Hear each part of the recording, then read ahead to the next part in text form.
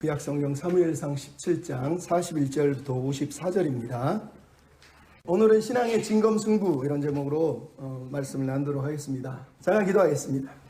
사랑하는 아버지 하나님, 오늘도 우리가 말씀을 묵상합니다. 우리의 어리석음과 연약함을 내려놓고 주님을 의지하며 이 땅에서 믿음의 길을 걸어갈 수 있도록 힘을 더하여 주시옵소서. 부탁하며 예수님의 이름으로 기도하옵나이다. 아멘. 성경에는 많은 전쟁 이야기들이 기록되어 있습니다. 그 중에 우리의 가슴을 뛰게 하는 이야기들은 아브라함이 318명의 용사를 데리고 대적을 물리치는 사건입니다. 또 하나는 여호수아가 하나님께 기도해서 태양과 달을 멈추고 적들을 물리치는 전쟁도 있습니다. 기드온이 300명의 역사로 미디안의 그 모래같이 많은 군사들을 쳐부수는 이야기도 있습니다. 그리고 삼손이 사자의 입을 찢고 나귀 턱뼈 하나로 1000명을 때려 죽이는 이야기도 있습니다. 그럼에도 불구하고 성경에서 모든 사람들이 가장 감동적으로 읽는 전쟁 이야기는 대대적인 전쟁 이야기가 아니라 골리앗과 다윗이 싸우는 1대1의 전쟁입니다. 다윗이 골리앗의 목을 베는 장면은 미켈란젤로나 가라바조나 루벤스나 렘바르트 같은 수많은 고장들의 마음을 사로잡았어요. 그래서 예술가들이 그를 그리고 조각을 했죠. 20세기에는 반파시스트, 즉 독재를 반대하는 사람이라든가 반홀로코스트를 지지하는 예술가들이 소년 다윗을 강자에 대한 약자의 저항으로 묘사해서 표현을 하기도 했다는 거예요. 그만큼 어린 다윗이 거인 골리앗을 때려 죽인 사건은 놀라운 이야기고 감동적인 이야기고 상상을 초월하는 이야기죠. 다윗은 어떻게 골리앗을 이길 수 있었을까요? 맥스웰 몰츠라고 하는 사람이 이런 글을 썼는데, 옛날에 한 미식축구 축구팀에 쿼터백이 경기 도중에 부상을 당했어요. 그래서 이제 대기하고 있는 선수를 후보 선수로 올려야 되는데 이 선수는 능력이 부족했어요. 그래서 불러서 얘기했어요. 너는 저 선수처럼 멀리 던지고 빠르게 뛰어가는 걸 못하니까 그냥 짧게 패스를 하면서 이 공격진을 도와줘야 된다. 이러면서 이 아이가 가지고 있는 능력을 짧게 던지는 것만 활용해서 경기를 하게 됐어요. 그리고 아니나 다를까 이 후보 선수가 아주 짧게 던지는 그 기술 하나 가지고 결국은 승리하는데 일조를 했다는 거예요. 이게 뭐냐? 미국의 미시간대 교수인 조직 이론가인 칼 와이기 이런 얘기를 했어요. 작은 승리의 전략. 즉 어떤 문제를 극복 불가능한 것을 만났을 때 이거는 극복할 수 없어 라고 인식하는 그 순간 인간은 무력감과 불안감이 가중돼서 결국은 아무것도 하지 못한 채 파국을 맞는다는 거예요. 하지만 문제를 짧게 쪼개서 하나씩 작은 것부터 성취하고 안정감을 맛보면 큰 것까지도 승리할 수 있다, 이런 얘기를 하는 거예요. 여러분, 다윗이 골리앗을 이긴 사건도 오늘 본문을 가만히 우리가 다 안 읽었지만 읽어보면 이 작은 승리들, 하나님의 임재를 경험한 삶의 매 순간 동행하면서 맛보았던 그 승리들이 결국은 골리앗도 이기게 했다라는 걸 우리가 할 수 있단 말이죠. 근데 우리는 이 본문을 읽으면서 다윗은 어떻게 저렇게 승리할 수 있었을까? 우리는 어떻게 하면 승리할 수 있을까? 이런 고민을 하지만 신기하게도 오늘 본문에서 다윗이 정작 골리앗을 죽인 이야기는 48절, 49절 딱 2절밖에 없다는 거예요. 나머지는 다 뭐냐? 7개의 이야기들이 있어요. 골리앗이 이야기하는 것, 아버지 이새가 이야기하는 것, 군사들이 다윗과 이야기하는 것, 엘리압이 다윗과 이야기하는 것, 다윗이 사울과 이야기하는 것, 다윗이 골리앗과 논쟁하는 것, 그리고 마지막에 사울이 아브넬과 이야기하는 것, 다 이야기들로 구성이 되어 있어요. 그러니까 저자는 다윗이 어떻게 승리했는지를 보여주려는 게 아니라 그 승리하는 과정 가운데서 그들이 나누는 대화들 속에 들어있는 우리가 배워야 될, 우리가 붙들어야 될 신앙의 교훈을 이 이야기들 속에 담고 있는 거예요. 그들이 말하고 그들이 행동하는 내용들이 그 사람의 정체성이에요. 그것을 우리에게 들려주고 있는 거예요. 그러므로 여러분은 나도 골리앗처럼 승리하고 싶어요, 이런 기도를 할 것이 아니라 이 본문 속에 나타나고 있는 다윗과 나머지 사람들이 무엇이 다른 것인가, 그것들을 여러분이 고민을 해야 돼요. 왜냐하면 저자의 관심은 이 다윗, 사무엘상 16장에서 표현했던 다윗의 외모뿐만 아니라 그가 목동이었고 구변에 능했고 탁월한 전사였다라는 그 소개를 이제 오늘 17장에서는 아예 실제적인 이야기를 통해서 그림처럼 비디오처럼 우리에게 보여주고 있는 거예요. 이 17장은 그래서 하나는 왜 하나님이 다윗을 선택했는지, 왜 사울과 엘리압이 버림받았는지에 대해서 비교를 하면서 우리에게 들려주고 있어요. 또 하나는 하나님이 왜 외모가 아니라 마음의 중심을 보신다고 했는지, 그 마음의 중심이 무엇이었는지를 오늘 본문은 다윗의 모습을 통해서 보여주고 있는 거예요. 나아가서 골리앗과 같은 적들을 맞이하는 우리가 이 땅에서 영적 전쟁을 할 때 어떻게 영적 전쟁을 치룰 것인지에 대한 모델로 제시되고 있어요. 그리고 마지막으로 다윗은 예수 그리스도를 예표하는 사람이에요. 그래서 다윗의 승리는 한 어린 소년 한 사람의 승리가 아니라 장차 우리에게 영원한 승리를 이미 주셨고 앞으로 주실 예수 그리스도를 예표한단 말이죠. 그러니까 이 관점들을 가지고 이 본문을 읽을 때 우리가 하나님이 기뻐하는 영적인 믿음의 군사들로 설 수가 있는 것입니다. 그러기 위해서 먼저 필요한 게 무엇일까요? 따라합시다. 세상을 붙들지 말고 믿음을 지킵시다. 세상을 붙들고 세상과 비교하면서 싸우지 말고 믿음을 지키며 살아가야 된다는 거예요. 여러분, 오늘 본문에 요나단 때문에 블레셋이 처절하게 패배를 한 게 사무엘상 14장인데 다시 한번 이스라엘을 재침공했다고 1절은 소개를 하고 있습니다. 그리고 블레셋은 에베스담밈에, 그리고 이스라엘은 엘라 골짜기에 서로 마주보고 진치고 있어요. 엘라 골짜기는 산지에서 이렇게 깎아지는 것이고 에베스담밈은 블레셋 평야이기 때문에 평야에서 약간 높은 위치에서 이렇게 앞에 시냇가가 있는 그 사이에 서로 대치되고 있는 거예요. 그러니까 이스라엘은 좀 더 높은 데 있고 블레셋은 사실은 낮은 곳에 있는 거예요. 근데 신기하게도 오늘 본문 2절을 보니까 서로 싸우려고 하지 않고 그냥 대치 상태에, 교착 상태에 머물러 있는 것을 알 수가 있어요. 근데 저자는 여기서 골리앗이라고 하는 사람을 소개하고 있습니다. 4절부터 7절은 골리앗을 소개하고 있어요. 근데 골리앗을 싸움을 도두는 자다라고 이렇게 써놨지만 히브리어 원문을 직역을 하면 싸우는 도두는 자가 아니라 대신 싸우는 자예요. 그러니까 블레셋의 대표 선수라는 뜻이에요. 이스라엘은 아직 대표 선수가 없는 거예요. 우리가 영화 트로이에 보면 아킬레스하고 헥터 왕자가 서로 싸우듯이 1대1로 붙어서 한 사람이 이기면 모든 전쟁이 승리가 끝나는 것처럼 골리앗은 지금 그렇게 전쟁을 1대1로 붙자고 지금 소리치고 있는 내용이 오늘 본문에 등장을 하고 있어요.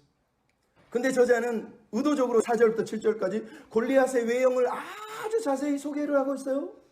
그 중에 제일 먼저 소개되는 게 키예요. 키가 무려 2m 90에서 97 정도 된다는 거예요. 머리에는 놋 투구를 쓴다는 거예요. 보통은 투구를 쓰지 않는데 이 사람은 특수 조작했다는 걸 알 수 있어요. 또 하나는 갑옷을 입었는데 놋 5,000세겔, 갑옷에 철 비닐을 두르고 놋으로 각반을 다리까지 보호했는데 57kg을 몸에 걸치고 있는 거예요, 이 사람이. 뿐만 아니라 이 사람은 어깨 뒤에는 단창을 하나 맺고 앞에는 배틀채, 오놀도라고 하는, 우리가 관우장군이 들고 있는 오놀조처럼 엄청나게 배틀채처럼 큰 오놀도를 들고 있는데 그 창 끝의 무게가 6.8kg, 그러니까 7kg에 해당된다는 거예요. 그리고 그 앞에는 방패 든 자, 직각형 방패라고 해서 큰 방패를 방패 든 사람이 골리앗 앞에 또 막고 있는 거예요. 그리고 나서 이 사람이 16절에 보니까 무려 40일 동안 이스라엘을 조롱하면서 니네들 뭐하러 전쟁을 하냐? 싸울 것도 아니면서. 야, 니네들 사울의 신하인데 한 명만 선택해서 나한테 보내라. 우리가 같이 붙어서 이기면 지는 사람은 종이 되는 거다. 한번 데려와 봐라. 이러면서 조롱을 했다는 거예요. 여러분, 왜 저자는 이 이야기를 들려주고 있습니까? 자세하게 골리앗의 모습과 골리앗의 조롱을 들려주고 있는 거예요. 이 이야기를 통해서 누가 과연 골리앗과 싸울 것인가? 골리앗과 싸우기 위해서는 과연 무엇이 필요할까? 라고 우리에게 사실은 질문해 보라고 얘기하는 거예요. 왜? 골리앗이 상징하는 것은 하나는 당연히 사단입니다. 사단을 상징해요. 우리의 원수, 대표, 선수, 사단을 얘기하는 거예요. 또 하나는 세상을 상징합니다. 교회가, 크리스찬들이 따라잡을 수도 없고 비교할 수도 없는 어마어마한 부와 권력과 명예와 성공과 그 모든 것들을 자랑하고 있는 세상 권력, 세상을 보여주는 거예요. 그 골리앗이 우리 앞에 있는 거예요. 또 하나는 이 골리앗은 우리 안에 있는 죄성과 죄책들, 두려움과 절망과 실패감과 거절당함과 같은 모든 우리 안에 들어있는 거인들을 가르치고 있는 거예요. 근데 이 사람을 블레셋 사람, 가드 사람이라고 그랬습니다. 블레셋 사람, 가드 사람이란 말이 무슨 말이냐? 하나는 민수기 13장에 보면 알지만 아낙 자손의 후예들이라는 거, 즉 거인 족속이라는 거예요. 이 거인 족속이 왜 중요하죠? 여러분 민수기 13장에 보면 이스라엘 12장판권을 보냈는데 10명이 이 아낙 자손 거인 자손들을 보고 우리는 하나님의 명령대로 싸울 수가 없어. 너무 키가 크고 너무 장대해서 우리는 메뚜기처럼 보여. 그러면서 믿음을 버려버립니다. 오늘 본문도 이스라엘이 왜 싸우지 못하죠? 너무 큰 골리앗을 보고 단 한 명 거인이 서 있을 뿐인데 아무도 싸우려지 않고 다 도망가서 숨었다고 성경이 얘기합니다. 우리의 믿음을 시험하고 있는 거죠. 또 하나는 블레셋 사람이라고 하는 단어는 블레셋은 저 그리스 바닷가에서 건너온 사람들이라는 뜻이에요. 즉 그리스 정신, 이 블레셋 사람 가드가 표상하는 건 그리스 정신이에요. 그리스 정신이 뭐냐? 자유를 얘기하는 거예요. 항상 자유를 외쳐요. 자유, 자유, 자유. 내가 원하는 자유가 진짜 자유라는 거예요. 아무도 나를 거스리거나 나를 속박하면 안 되는 자유를 말하는 거예요.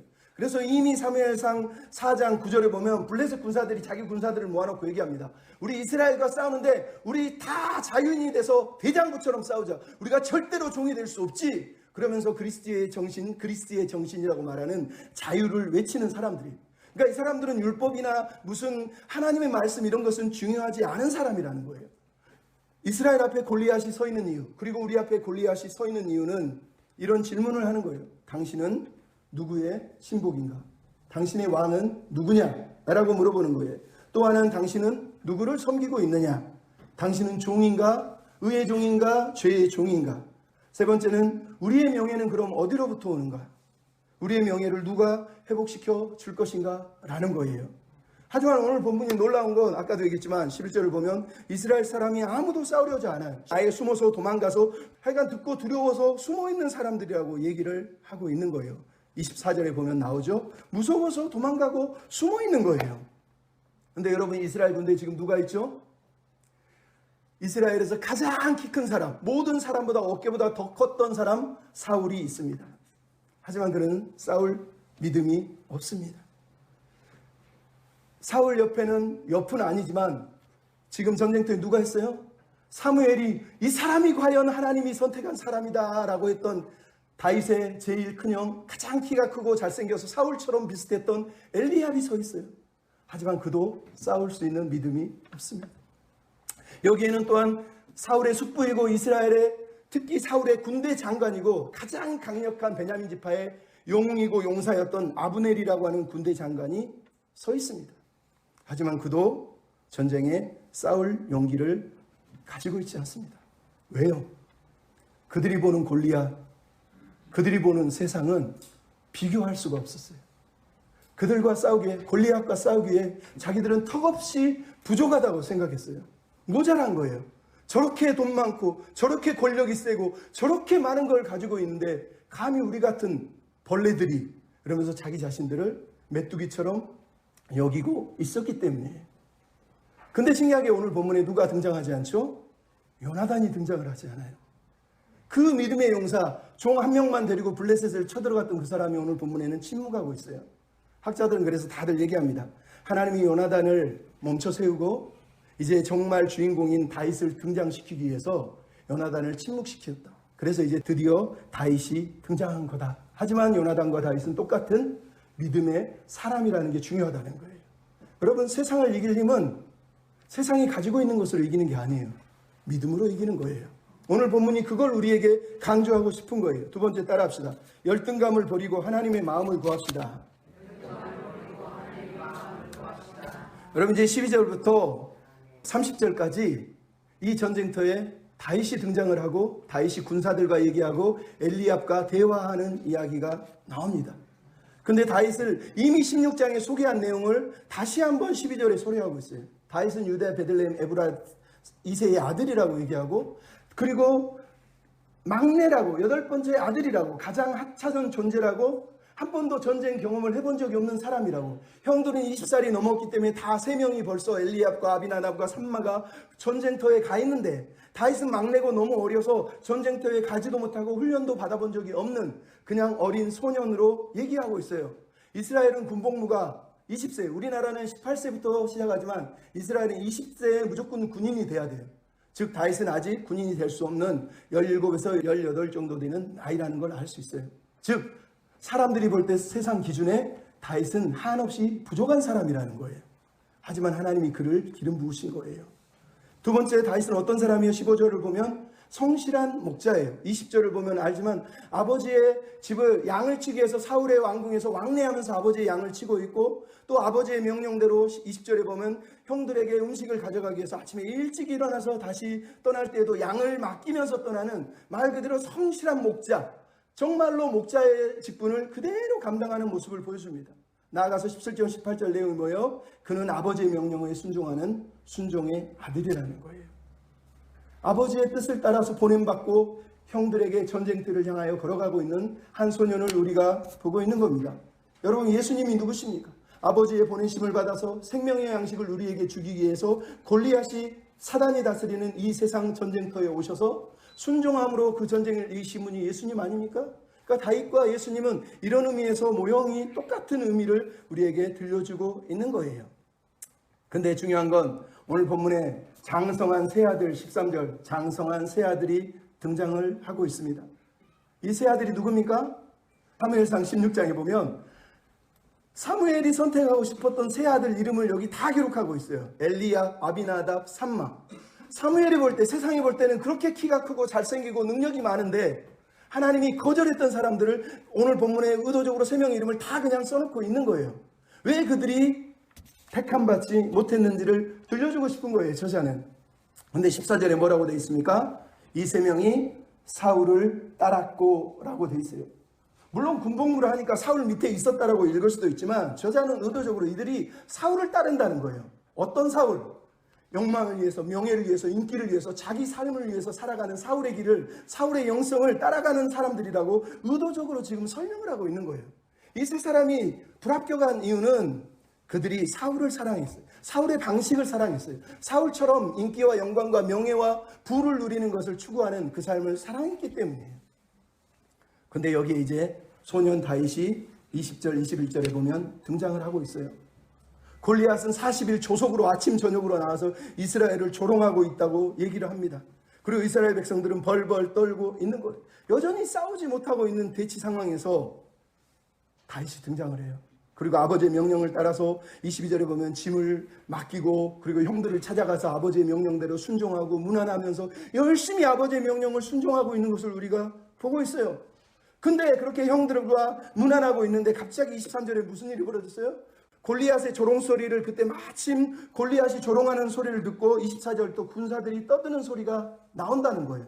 근데 재밌는 건 뭐라고 그랬어요? 23절에 마침 블레셋 사람이, 20절에도 마침 군대가 싸우고 있다. 마침. 이게 무슨 말입니까? 다윗이 이 전쟁터에 온 이유는 철저하게 하나님의 섭리와 계획 가운데, 인도하심 가운데 지금 와 있다는 걸 알 수 있어요. 하나님이 요나단이 아니라 이제는 다윗을 이 전쟁터에 세우시고 다윗을 믿음의 영웅으로 우리에게 소개하기 위해서 마침이라고 하는 단어를 20절, 23절 두 번이나 사용을 하고 있는 것을 알 수 있어요. 근데 다윗이 형들을 문안한 동안 군사들이 소리치는 소리, 대화하는 소리를 들었어요. 골리앗은 조롱하고 군사들은 말을 합니다.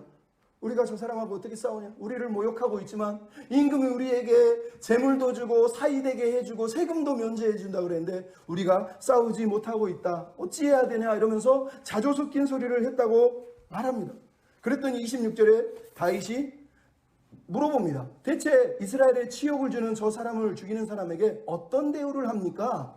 이 할례 받지 못한 사람, 하나님의 군대를 모욕하는 사람에게 라고 얘기를 했더니 백성들이 똑같은 말을 했어요. 근데 그때 엘리압이 이 다윗이 말하는 소리를 듣고 다윗에게 분노했다고 말합니다. 28절 보면 큰형 엘리압이 다윗에게 말하되 그가 다윗에게 농하여 이르되 네가 어찌하여 여기 왔냐? 양이나 칠 것이지 교만한 마음으로 완악한 마음으로 전쟁을 구경하러 왔느냐? 여러분, 왜 엘리압이 거절당했는지, 엘리압의 영성, 엘리압의 정신이 무엇인지를, 왜 다윗과 다른지를 오늘 본문이 의도적으로 보여주는 거예요. 엘리압이 왜 분노하죠?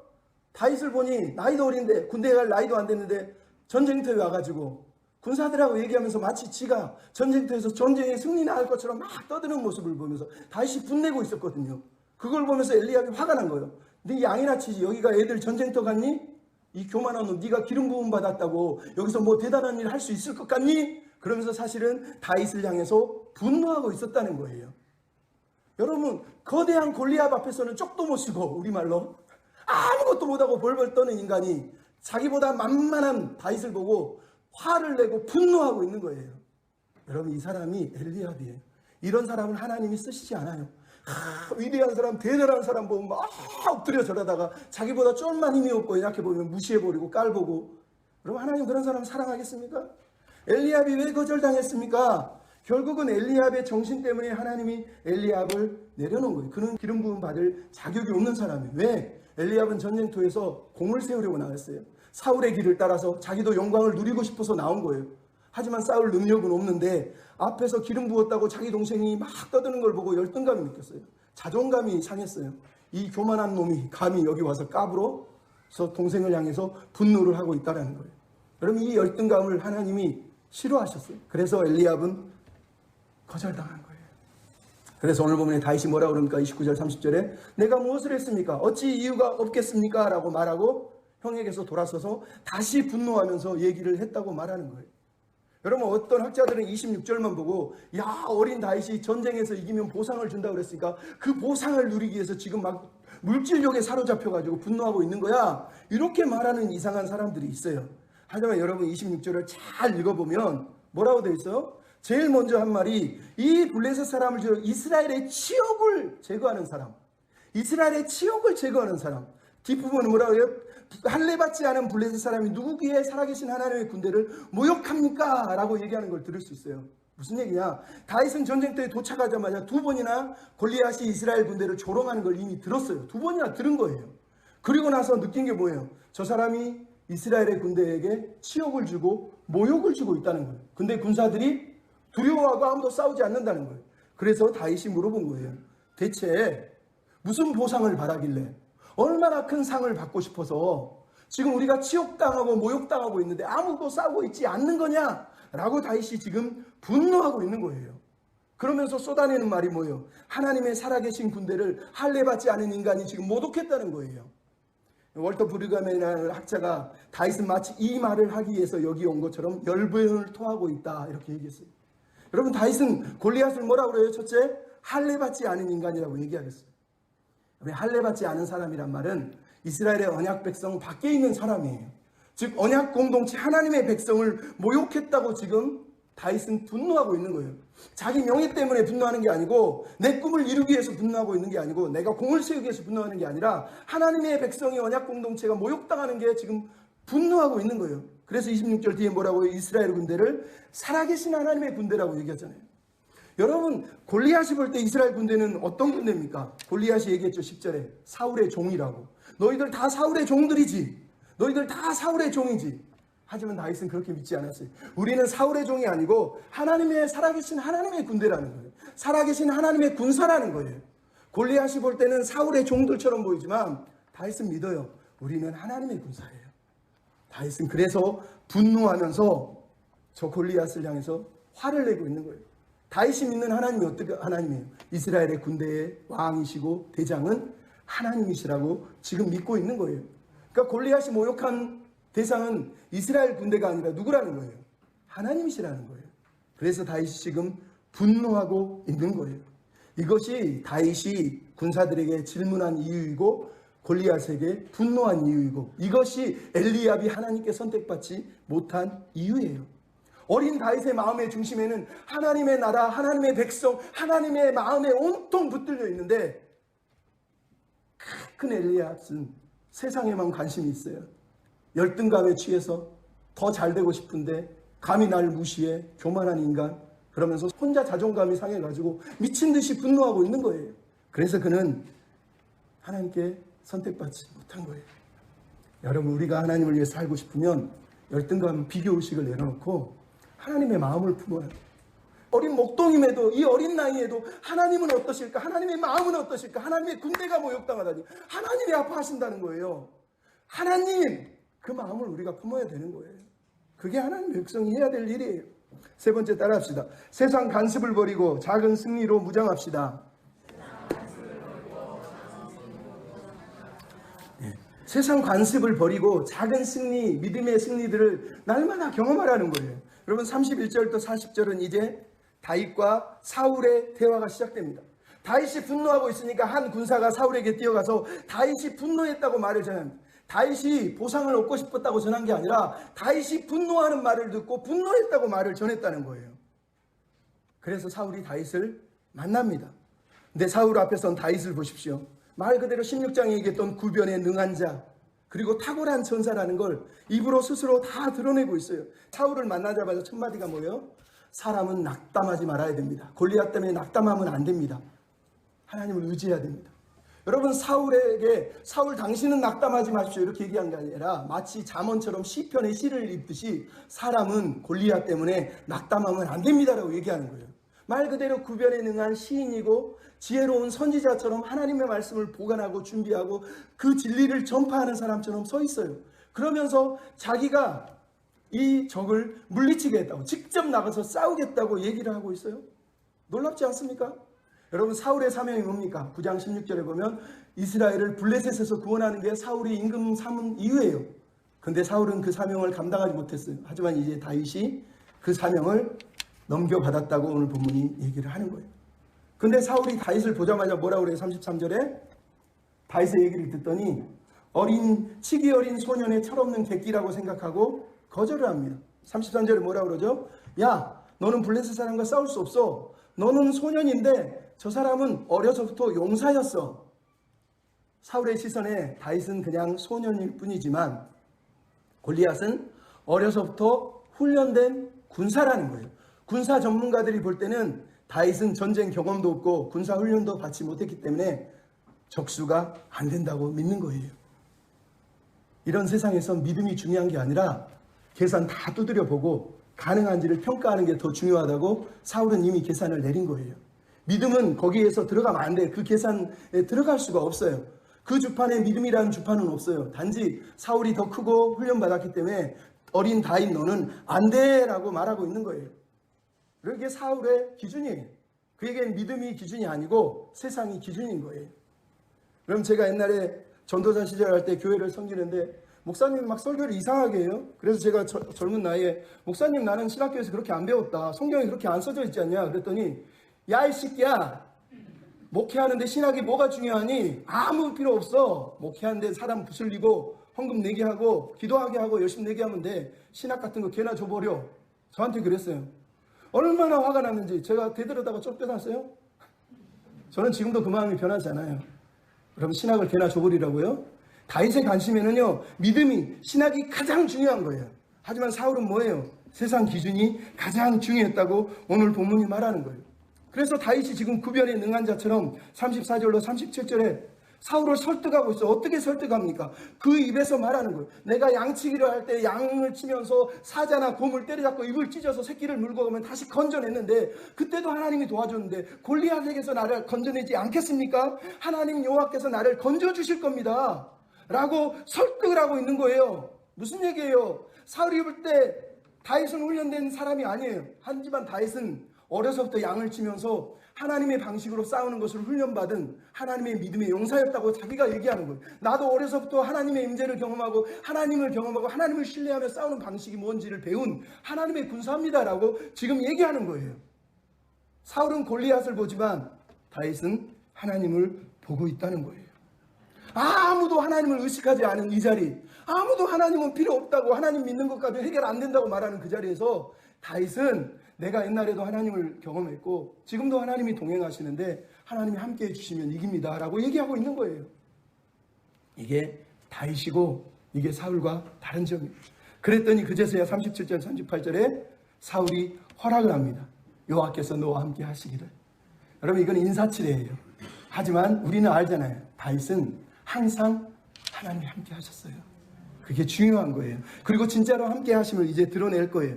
근데 본문이 재밌는 게 뭐예요? 38절에 사울이 자기가 입는 군복과 갑옷과 칼을 넘겨줬다는 거예요. 이거 입고 싸우라고 했다는 거죠.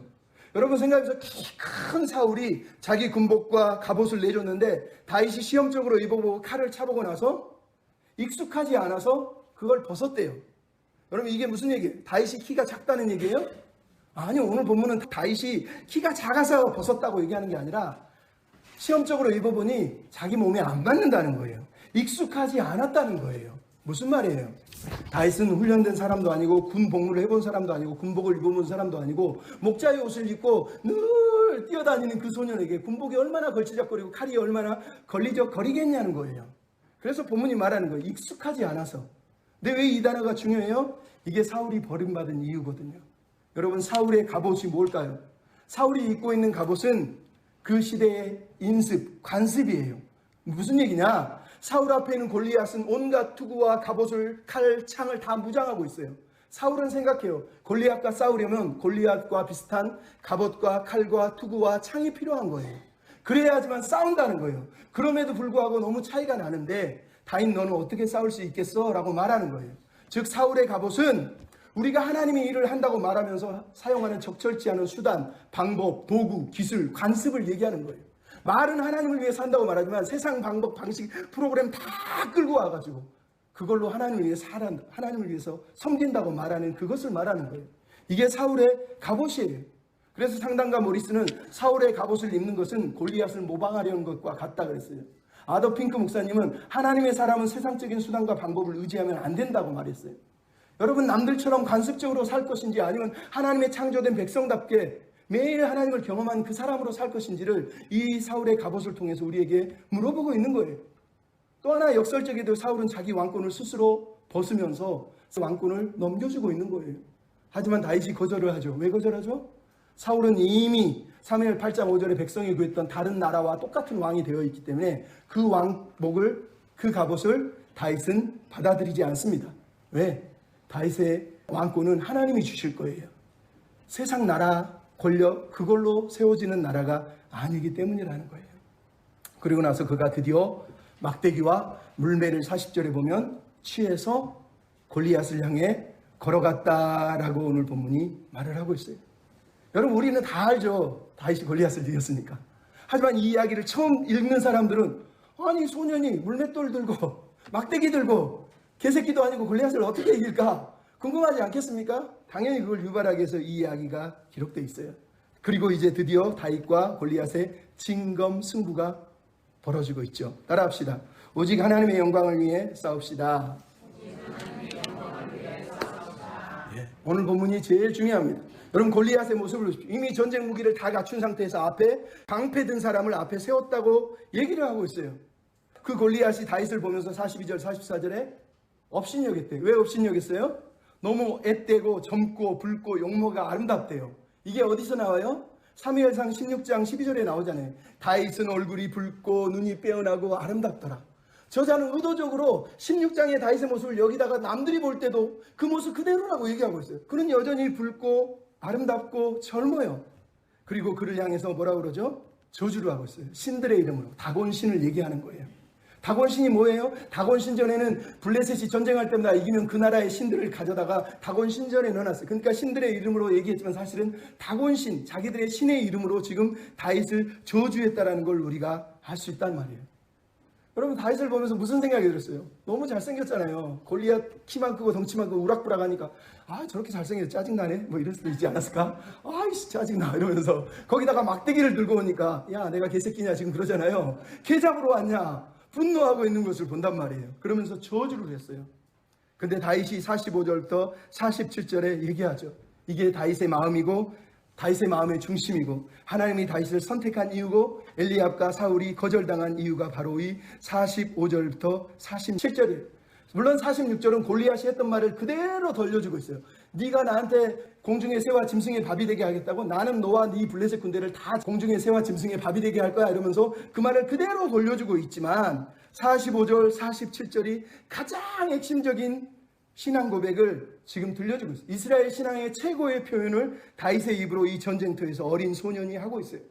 저자가 그동안 말하고 싶었던 부분은 다윗이 어떻게 승리했느냐가 아니라 바로 이 고백이에요. 이 고백. 다윗이 바로 이 고백을 했다는 걸 잊지 말라는 거예요. 48절, 49절 고작 두 절로 다윗이 골리앗을 쳐 죽인 이야기를 딱 삭제하고 넘어가지만 저자는 계속 대화를 끌고 오면서 다윗이 하는 이 말을 우리에게 들려주려고 여기까지 우리를 데리고 온 거예요. 모든 인물들이 내뱉는 말과 언어들과 대화들은 그 사람의 세계관이고 그 사람의 세상이고 그가 사는 현실인 거예요. 그래서 골리앗도 엘리압도 사울도 그 사람이 사는 세상에 하나님이 없는 거예요. 하지만 오늘 다윗이 이 골리앗 앞에서 소리치면서 하는 이 말들은 그 사람의 현실이에요. 다윗의 현실에 누가 있어요? 하나님이 계세요. 골리앗이라는 거인이 아니라 두려움이 아니라 자기 눈앞에 하나님이 살아계시다고 다윗은 믿고 있는 거예요. 사울은, 엘리압은 세상과 싸우려면 세상과 같은 무기와 갑옷과 재력과 모든 성공과 권력과 힘이 필요하다고 믿지만, 다윗은 세상과 싸우고 골리앗과 싸우려면 하나님이 필요하다고 믿는 거예요. 하나님이 필요하다고 믿는 거예요. 다윗에게는 이 전쟁은 신학적인 전쟁이에요. 그냥 나 혼자 싸워서 영광 누리고 왕되는, 자기가 왕되는 길을 찾고 있는 것이 아니라 하나님의 영광을 위한 싸움을 하려고 하는 신학적인 문제라는 거예요. 그러니까 여러분, 우리가 세상을 살면서 신학적인 고민 없이 모든 거 그냥 마음대로 하나님 뜻이 하면서 막 움켜쥐고 먹으면서 아우 행복해 하는 건 하나님이 절대 기뻐하지 않습니다. 오늘 다윗이 했던 신앙 고백에 뭐가 나옵니까? 첫째는 만군의 여호와의 이름으로 나는 너와 싸우겠다는 거예요. 하나님의 이름으로 싸우겠다는 거예요. 하나님의 이름만 높이고 있어요. 아무도 하나님의 이름을 위해 싸우지 않는데 다윗은 하나님의 이름을 위해 싸우고 있는 거예요. 두 번째는 온 땅으로 살아계신 하나님이 살아계시다는 걸 알게 하겠다는 거예요. 다윗이 싸우는 이유예요. 하나님이 세상에 살아계신 것을 알려주겠다는 거예요. 그리고 세 번째 뭐라 그럽니까? 전쟁이 하나님께 속했다는 걸 알려주겠다는 거예요. 여러분, 이 세 명제가 다윗에게는 가장 중요한 거예요. 아무도 하나님에 대해서 언급하지 않아요. 사울은 인사치레로 잠깐 얘기하고 넘어가지만 다윗에게 하나님은 살아계신 하나님이세요. 내 앞에 살아있는 실존이세요. 골리앗을 보고 두려워하는 이스라엘에게는 하나님이 안 보이지만 다윗은 매일 목장에 가서 양을 치면서 매일 하나님을 경험하고 임재를 경험하고 하나님을 삶의 현실로 받아들인 이 사람이 지금 여기도 하나님이 나와 함께 계시다라고 믿음으로 고백하고 있는 거예요. 여러분은 무엇을 위해 싸우고 있고 무엇을 위해 죽자사자 달려가고 있습니까? 여러분, 우리의 싸움은 혈과 육의 싸움도 아니고 우리의 무기는 육신에 속한 것도 아닙니다. 고린도 후서라든가 에베소서 말하는 싸움은 뭐예요? 우리가 싸우는 싸움은 견고한 진, 모든 이론, 하나님 아는 것을 대적하는 모든 생각들을 무너뜨리는 거예요. 우리의 가치관과 세계관이 엘리압과 사울처럼 갇혀 있다면 하나님은 그것을 무너뜨리기를 원하세요. 그게 우리가 싸우는 싸움이에요. 남들처럼 많이 물질을 누리고 성공하고 큰 건물에 큰 차에 남들처럼 권력과 힘을 누려야지 그게 싸워서 이긴다고 사울은 소리치고 엘리압은 소리치지만 다윗은 얘기해요. 그게 아니라고. 하나님을 위한 싸움은 하나님의 생각, 하나님의 마음을 무너뜨리려는 세력들과 싸우는 거예요. 하나님이 누구신지, 어떤 분이신지, 하나님이 내 앞에 살아계시다고 고백하게 하는 싸움을 싸워야 된다고 말하는 거예요. 여러분, 하나님과 함께하는 삶을 살고 싶습니까? 날마다 하나님을 경험하고 하나님의 임재를 구하고 하나님이 내 앞에 계시다는 믿음을 우리가 가져야 돼요. 베스 모어가 이런 얘기를 했어요. 하나님을 경외하거나 두려워하는 사람이면 하나님 외에 그 누구도 그는 두려워하지 않는다. 그러나 하나님을 두려워하지 않는 사람은 모든 것을 두려워한다. 여러분, 엘리압은 하나님을 두려워하지 않으니까 시기심과 열등감에 사로잡혔어요. 사울은 하나님을 두려워하지 않으니까 사람들의 평판과 인기와 명예를 두려워하고 쫓아가고 있는 거예요. 유진 피터슨 그래서 그날 골리앗을 경외한 사람들은 다 다윗을 멸시했다는 거예요. 골리앗을 경외했어. 골리앗을 두려워했기 때문에 다윗을 멸시한 거예요. 하지만 다윗만 유일하게 하나님을 경외하고 하나님을 두려워했다는 거예요. 그리고 그가 물맷돌을 들고 이제 48절 또 49절에 골리앗을 향해서 달려가고 그 이마에 돌을 던져서 골리앗을 무너뜨렸다는 거예요. 그럼 오늘 본문에서 달려가는 사람은 유일하게 다윗 한 사람이에요. 22절, 48절, 51절 모든 군사들은 숨어 있어요. 골리앗도 어슬렁어슬렁 걸어가요. 하지만 다윗은 달려가고 있어요. 열심히 달려가고 있어요. 무엇을 위해? 아버지의 뜻을 위해, 하나님의 영광을 위해. 여러분, 사무엘하 22장 30절 다윗이 뭐라고 그래요? 내가 주를 의뢰하고 적진을 향하여 달리며 내 하나님을 의지하고 성벽을 뛰어넘나이다. 여러분, 다윗은 지금 열심히 하나님의 영광을 위해 달려가고 있는 거예요. 그리고 물매를 들어서 던졌더니, 여러분, 물매라는 게 계란에서 테니스 공만한 크기의 공을 말해요. 전쟁 무기예요. 고대 근동에서 주전 2000년 전에 군사 무기, 전쟁 살상 무기예요. 그리고 더 중요한 건 이스라엘도 이런 군사들이 이미 있었단 말이에요. 그래서 이런 군사들은 보통 200m 거리에서도 던지면 그 사람이 맞았다는 거예요. 물론 이 말을 정확하게 맞히는 건 불가능하겠지만 중요한 건 그 지금 이 전쟁터에 물매를 던지는 사람이 있어요, 없어요? 있죠. 왜 없습니까? 있죠. 이 전쟁터에 물매를 던지는 사람은 있습니다. 근데 아무도 믿음을 가진 사람이 없는 거예요. 다윗은 물맷돌만 들고 있는 게 아니라 물맷돌에 누가 있어요? 하나님을 향한 믿음이 함께 있었다는 거예요. 여러분, 제일 흥미로운 게 뭔지 아세요? 물맷돌을 던지는데 특화된 지파가 있어요. 누굴까요? 사울 왕이 속한 베냐민 지파예요. 사사기에 보면 사사기 20장 16절에 베냐민 지파는 물매로 돌을 던지면 조금 더 틀림이 없이 던지는 자가 700명이 있었대요. 역대상 12장 2절에 보면 다윗을 도우러 물매를 던지며 따라온 베냐민 지파 사울의 동족들이 있었대요. 무슨 얘기예요? 여러분, 사울은 베냐민 지파는 물맷돌을 던지는데 선수예요. 최고로 전문가라는 거예요. 근데 아무도 믿음이 없었다는 거예요. 근데 다윗은 물맷돌 전문가죠. 베냐민 지파가 아니라 어려서부터 목동으로 양을 치면서 계속해서 하나님을 의지하며 곰과 사자를 향해서 때려잡는 훈련을 했다는 거예요. 근데 그에게 뭐가 있었다는 거예요? 믿음이 있었다는 거예요. 믿음. 그 믿음이 골리앗을 무너뜨린 거예요. 이마를 맞힌 게 아니라 뭐가 됐다고요? 이마에 돌이 박혔다는 거예요. 초속 35m로 날아갔다고 얘기해요. 과학자들이 연구해 보니까 그 정도 속도면 이마에 박힌대요. 아예 박혀 들어가 버린다는 거예요. 얼마나 훈련을 많이 했으면, 네, 여러분, 훈련을 많이 했다고 이마를 맞힐 수 있습니까? 아니죠. 이마를 맞힐 수 있었던 것은 하나님의 섭리와 하나님의 도우심 때문이에요. 하나님이 그 물매에 던지는 손과 물매의 방향을 정하셔서 골리앗의 이마를 깨뜨리신 거예요. 하나님을 의뢰한 그 사람을 하나님이 도와주신 거예요. 가장 흥미로운 거는 54절, 골리앗의 머리를 예루살렘으로 다윗이 가져갔다는 거예요. 왜 예루살렘이죠? 예루살렘은 아직 기브온 사람들이 점령하고 있고 수복을 하지 못해요. 다윗이 왕이 된 후에 가장 먼저 공격한 성이 예루살렘이에요. 왜요? 예루살렘은 베들레헴과 헤브론이 가까운 곳, 그리고 모리아산이 있는 곳이 바로 예루살렘이에요. 사람들은 아무도 바라보지 않는 그 산을 다윗은 기억하고 있어요.